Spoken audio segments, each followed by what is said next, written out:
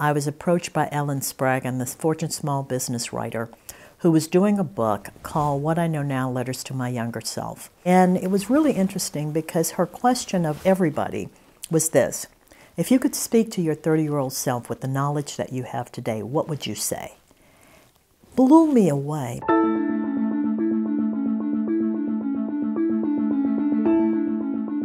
It transported me back to my time in corporate.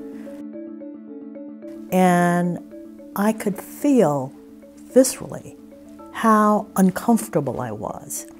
That I'm moving up the corporate ladder and I'm not enjoying the journey, because every time I got a promotion, every time I had a new opportunity, every time I moved, there was this little voice in the back of my head that would say things like, they're going to find out this time that you're not as smart as they thought you were, that they never should have given you that chance. They knew you couldn't cut it.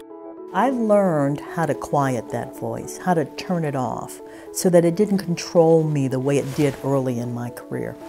And if I could understand my own journey and I could articulate that and put it in a book, and it could be helpful to others who are saying they're also dealing with this, it would be worth doing this book.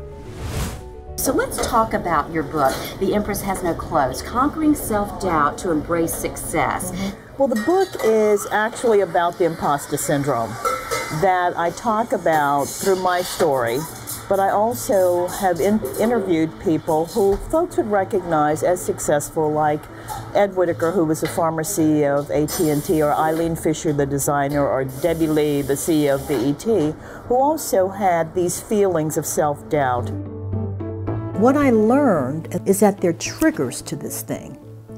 And the triggers happen whenever you are different from the majority of the people that you're either engaged with, working with, competing against. And that's when, for example, a woman in a predominantly male environment. So what do? We work like crazy, over-prepare for everything to prove that we deserve to be where we are. Same thing for a person of color. Sometimes we need people around us who are honest, who know your abilities, know your accomplishments, and can talk to you and help you understand all the great parts of you. Well, the thing that I tell people in every audience is that it doesn't go away, because I don't want people to think that you can just get rid of it, because every new opportunity will cause that voice to come up again.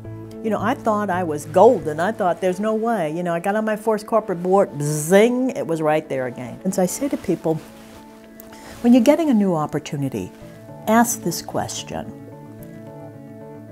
Who, the they or the person or the group that has provided this new promotion or opportunity to you, what did they use as their evidence that you could do it?